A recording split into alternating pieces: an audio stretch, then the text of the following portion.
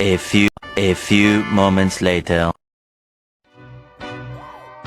I got so much motherfucking design on right now. Break it down, bring it back, make it clap. I got 3 old thoughts, new block, where that thing, bitches on my line, and you know 7.1. Apa saja komponen utamanya jaringan telekomunikasi dan teknologi jaringan utama? Nah, jaringan telekomunikasi dan teknologi jaringan utama sangat penting bagi bisnis untuk berkomunikasi secara cepat dengan pelanggan, pemasok, dan karyawan.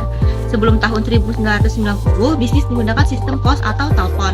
Namun, sekarang menggunakan komputer, email, pesan teks, internet, telepon, seluler, dan jaringan nirkabel. Tren jaringan dan komunikasi perusahaan. Di masa lalu, bisnis menggunakan jaringan telepon dan komputer untuk komunikasi suara dan lalu lintas data. Namun, karena deregulasi dan inovasi teknologi, jaringan-jaringan ini kini digabungkan menjadi satu jaringan digital dengan menggunakan standar berbasis internet bersama. Jaringan komunikasi suara dan data menjadi lebih kuat, portable, dan lebih murah. Saat ini, komunikasi suara dan data terutama dilakukan melalui platform nirkabel broadband dengan hampir 3,5 miliar pengguna internet di seluruh dunia. Apa itu jaringan komputer? Jaringan komputer menghubungkan komputer untuk beberapa karyawan di kantor yang sama. Ini terdiri dari komputer klien dan komputer server khusus, antarmuka jaringan, media, koneksi, perangkat lunak, sistem operasi jaringan, dan hub atau switch. Network Operating System atau NOS mengelola komunikasi dan mengordinasikan sumber daya jaringan. Server menjalankan fungsi jaringan untuk komputer klien seperti tampilan web dan penyimpanan data. Sebagian besar jaringan memiliki switch atau hub sebagai titik koneksi dengan switch yang memiliki lebih banyak kecerdasan dan kemampuan penyaringan. Untuk berkomunikasi dengan jaringan yang lain seperti internet dan diperlukan adanya router. Komponen jaringan komputer sederhana. Yang diilustrasikan di sini adalah jaringan komputer sederhana yang terdiri dari komputer-komputer, sistem operasi jaringan NOS yang berada pada komputer dedicated server, kabel atau wiring yang menghubungkan perangkat, switch, dan router. Software Defined Networking atau SDN adalah pendekatan jaringan di mana fungsi kontrol dikelola oleh program pusat pada server komunitas, memungkinkan administrator jaringan untuk mengelola beban lalu lintas dengan lebih efisien, terutama di lingkungan komputasi awan yang ada banyak perangkat keras. Jaringan di perusahaan besar. Perusahaan besar dengan banyak lokasi dan ribuan karyawan dapat mengintegrasikan jaringan kecil mereka ke dalam infrastruktur jaringan seluruh perusahaan. Infrastruktur ini terdiri dari sejumlah jaringan area lokal yang terhubung dengan jaringan area lokal lainnya dan jaringan perusahaan di seluruh perusahaan. Server yang kuat mendukung situs web perusahaan, internet, dan eksternet, serta sistem back-end. Apa saja jenis-jenis jaringan? Sinyal digital versus analog. Ada dua cara untuk mengkomunikasikan pesan dalam jaringan, sinyal analog atau sinyal digital. Sinyal analog diwakili oleh bentuk gelombang kontinu yang melewati media komunikasi dan telah digunakan untuk komunikasi audio. Perangkat analog yang paling umum adalah telepon handset, speaker di komputer Anda, dan earphone iPhone Anda. Semuanya menciptakan bentuk gelombang analog yang dapat didengar telinga Anda. Fungsi modem. Modem adalah suatu perangkat yang menerjemahkan sinyal digital menjadi bentuk analog dan sebaliknya, sehingga komputer dapat mengirimkan data melalui jaringan analog seperti jaringan telepon dan kabel. Jenis jaringan. Jaringan area lokal. Jaringan area lokal atau LAN dirancang untuk menghubungkan komputer pribadi dan perangkat digital lainnya dalam jarak setengah mil atau 500 radius meter. LAN biasanya menghubungkan beberapa komputer di kantor kecil, semua komputer satu gedung, atau semua komputer di beberapa gedung dalam jarak dekat.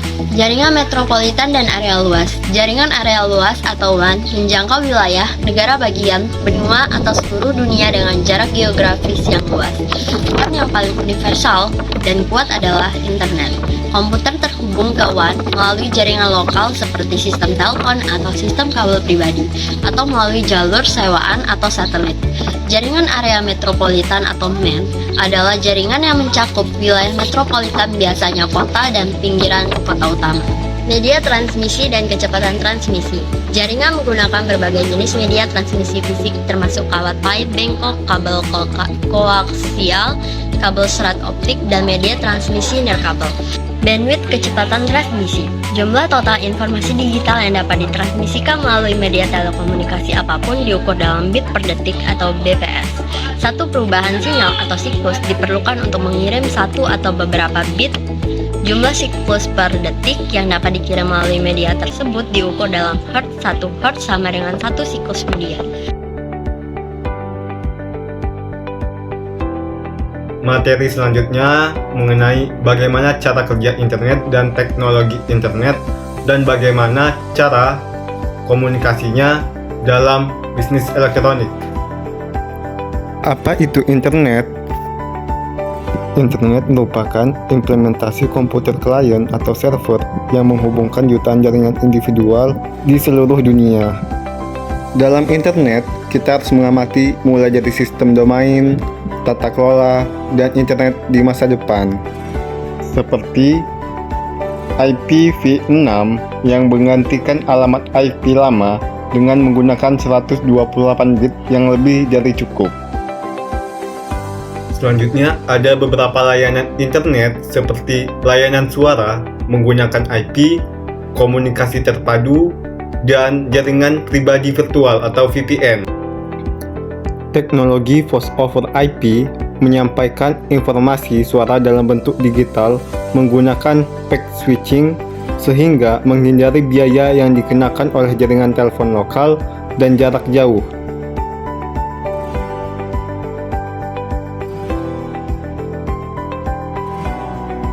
Jaringan pribadi virtual adalah jaringan pribadi yang aman, terenkripsi, dan pekerjaan yang telah dikonfigurasi dalam jaringan publik untuk dimanfaatkan ekonominya dan fasilitas pengolahan jaringan besar seperti internet. Selanjutnya ada web. Web adalah sistem informasi global yang terdiri dari halaman web yang saling terhubung dan dapat diakses melalui internet. Ini memungkinkan pengguna untuk mencari, berkomunikasi, dan berbagi informasi online.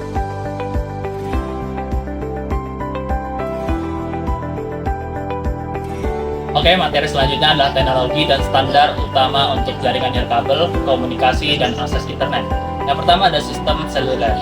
Di Eropa dan sebagian besar negara lain di luar Amerika Serikat, standarnya adalah Global System for Mobile Communication atau GSM. Sedangkan standar pesaing USA adalah Hot Division Multiply Access atau CDMA. CDMA adalah lebih efisien daripada GSM. Saat ini, operasi nirkabel menawarkan jaringan 3G, 4G, dan 5G. Kedua, jaringan komputer nirkabel dan akses internet. Untuk yang pertama, ada Bluetooth, adalah nama populer untuk standar jaringan nirkabel 802.15 yang berguna untuk membuat jaringan area pribadi kecil. Dapat menghubungkan hingga 8 perangkat dalam area 10 meter menggunakan komunikasi berbasis radio berdaya rendah, dan Bluetooth cocok untuk jaringan pribadi. B, Wi-Fi dan akses internet nirkabel.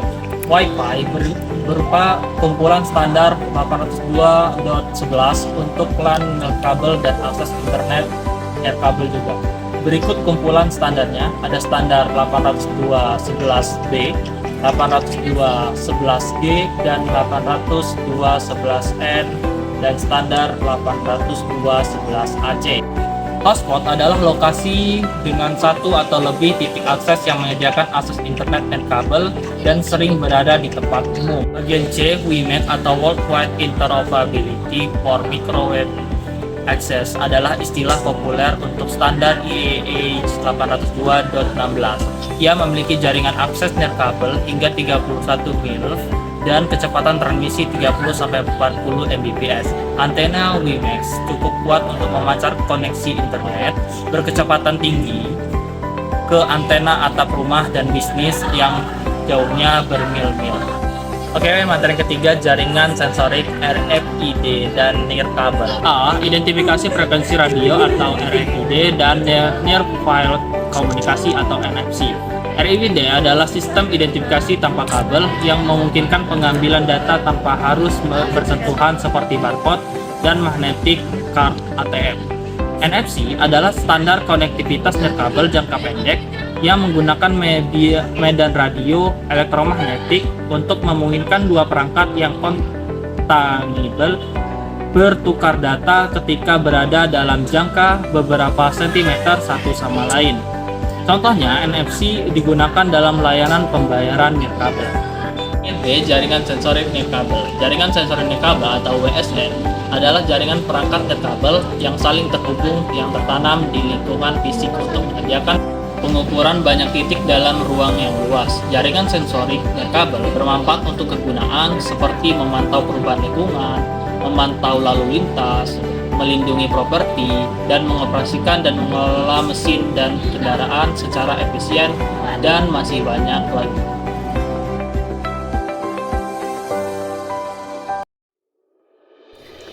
Jadi materi selanjutnya adalah peran sistem informasi manajemen dalam membantu karir di masa depan. Jika bicara tentang karir, itu pasti berhubungan dengan pekerjaan, dan pekerjaan itu disediakan oleh perusahaan. Perusahaan tiap harinya pasti akan selalu mengalami perubahan dalam proses atau kegiatan bisnisnya karena dipengaruhi oleh globalisasi dan perkembangan teknologi. Maka dari itu, perusahaan harus mampu beradaptasi dengan perubahan yang terjadi, salah satunya adalah dengan pemanfaatan sistem informasi manajemen. Kenapa harus beradaptasi dengan sistem informasi manajemen? Karena sistem informasi manajemen menjadi perantara antara kegiatan bisnis yang didigitalisasi, sehingga dengan sistem informasi manajemen, perusahaan mampu beradaptasi dengan perkembangan zaman yang serba teknologi. Namun, kenapa sistem informasi manajemen dapat membantu karir di masa depan?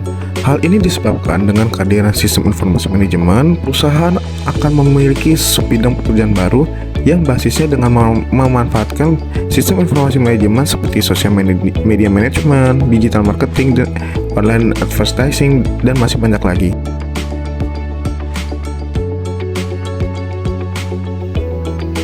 Jadi di sini juga saya akan menjelaskan study case mengenai Google, Apple, and Facebook better for your internet experience. Jadi perbandingan model bisnis dan kompetensi inti dari ketiga perusahaan antara Google, Apple, dan Facebook. Yang pertama dari Google, ada model bisnisnya yaitu search advertising. Google menghasilkan sebagian besar pendapatan dari iklan pencarian. Mereka memungkinkan perusahaan untuk menampilkan iklan mereka di hasil pencarian Google. Lalu ada Advertising Network. Google memiliki jaringan iklan luas melalui program Google AdSense, di mana pemilik situs web dapat menampilkan iklan Google dan mendapatkan pendapatan dari klik iklan. Lalu ada Cloud Service. Google Cloud adalah bisnis yang berkembang pesat dan menawarkan layanan infrastruktur, cloud analytics, dan kecerdasan buatan. Lalu ada hardware. Google juga memiliki lini produk perangkat keras seperti Pixel smartphone dan juga produk lainnya. Lalu kompetensi inti dari Google sendiri yaitu pertama, teknologi pencarian. Google adalah pemimpin dalam teknologi pencarian online dan algoritma mereka sangat canggih. Yang kedua, ada cloud computing. Google Cloud adalah pesaing utama dalam industri cloud computing. Yang ketiga, ada kecerdasan buatan. Google memiliki kompetensi yang kuat dalam pengembangan kecerdasan buatan, terutama dalam pengembangan produk seperti Google Assistant. Yang keempat, ada Android. Google adalah pengembang sistem operasi Android yang digunakan di banyak perangkat seluler di seluruh dunia. Kemudian ada Apple. Apple dari segi model bisnis, yang pertama ada hardware. Apple terutama menghasilkan pendapatan dari penjualan perangkat keras seperti iPhone, iMac, dan juga produk-produk lainnya. Lalu ada software dan layanan. Mereka juga menghasilkan pendapatan dari penjualan perangkat lunak seperti iOS dan macOS, serta layanan seperti Apple Music, iCloud, dan juga App Store. Yang terakhir ada ekosistem tertutup. Apple memiliki ekosistem tertutup yang kuat, di mana pengguna sering terkunci dalam ekosistem Apple dan cenderung membeli produk dan layanan tambahan dari Apple. Lalu kompetensi dari Apple sendiri, desain produk. Apple dikenal dengan desain produknya yang elegan dan antarmuka yang user friendly. Yang kedua, ada integrasi produk. Kemampuan untuk mengintegrasikan produk mereka seperti iPhone, iPad, dan iMac adalah salah satu kekuatan utama Apple. Yang terakhir, keamanan. Apple sangat menekankan keamanan dan privasi data penggunanya. Lalu yang terakhir ada Facebook. Model bisnis dari Facebook sendiri yaitu perikanan digital. Facebook adalah platform periklanan digital terbesar di dunia dengan pendapatan utama berasal dari iklan yang ditampilkan di platform mereka. Yang kedua ada layanan sosial dan komunikasi. Facebook juga memiliki WhatsApp, Instagram, dan Messenger yang digunakan oleh miliaran orang di seluruh dunia. Yang ketiga, realitas virtual dan augmented atau VR atau AR. Facebook memiliki kompetensi dalam VR dan AR melalui produk Oculus dan proyek-proyek lainnya. Lalu kompetensi inti dari Facebook sendiri, yang pertama, pengiklanan target. Facebook memiliki kemampuan unik dalam memungkinkan pengiklanan untuk menargetkan audiens secara sangat tepat berdasarkan data pengguna. Yang kedua ada jaringan sosial. Facebook adalah pemimpin dari dalam jaringan sosial dengan kemampuan untuk mempertahankan banyak pengguna aktif di seluruh dunia. Lalu yang ketiga ada teknologi VR atau AR. Melalui Oculus, Facebook memiliki kompetensi di bidang teknologi realitas virtual dan augmented. Yang keempat ada inovasi layanan. Facebook terus menciptakan dan mengintegrasikan layanan baru ke dalam platform mereka. Berikut penjelasan perusahaan dan model bisnis mana yang menurut Anda paling mungkin mendominasi internet dan mengapa. Jadi menurut saya Google. Google memiliki keunggulan dalam mesin pencari dan iklan online. Mereka juga memiliki Google Cloud yang merupakan pemain besar dalam komputasi awan. Keberhasilan Google dalam mengembangkan teknologi kecerdasan atau AI, Artificial Intelligence, dan investasi dalam proyek-proyek seperti Waymo, otomotif otonom, dan Google Fiber, infrastruktur internet, juga merupakan faktor yang dapat mempengaruhi dominasi di masa depan. Namun, Google masih bergantung pada iklan online sebagai sumber pendapatan utama, yang berarti fluktuasi dalam pasar iklan online dapat mempengaruhi posisinya.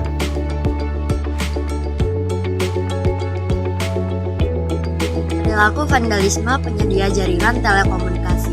Studi kasus PT Telkom akses area Bekasi oleh karyawan unit 9 Finance URC. Saat ini perkembangan teknologi komunikasi yang semakin pesat menuntut perusahaan telekomunikasi di Indonesia dapat bersaing dengan kompetitor lainnya untuk memberikan pelayanan terbaik terhadap konsumen. Saat ini, banyak provider layanan telekomunikasi banyak yang bermunculan sehingga persaingan semakin menguat dan kompetitif. Karena setiap perusahaan berupaya membangun kekuatan masing-masing, bahkan persaingan tersebut membuat organisasi perusahaan secara totalitas harus profesional dalam mengelola perusahaan dengan terus meningkatkan kekuatan secara menyeluruh. Penelitian ini bertujuan untuk mengetahui faktor dan bentuk perilaku vandalisme karyawan PT Telkom Access Unit Maintenance URC. Bentuk penelitian ini adalah penelitian kualitatif dengan studi kasus. Paradigma penelitian yang digunakan dalam penelitian ini adalah post-positivisme. Teknik pengumpulan data yang dilakukan melalui observasi, wawancara, dan dokumentasi. Hasil penelitian ini adalah adanya faktor dan bentuk perilaku vandalisme karyawan PT Telkom Access Unit Maintenance URC area Bekasi. Faktor perilaku vandalisme berawal dari adanya aktivitas komunikasi efektif dalam grup WhatsApp muncul perintah untuk melakukan vandalisme. Faktor dan bentuk vandalisme karyawan PT Telkom Access Unit Maintenance area Bekasi dalam melakukan vandalisme adalah faktor personal dan faktor situasional. Sedangkan bentuk perilaku vandalisme berupa taktikal, indikat, dan malicious vandalisme. Audio Jungle.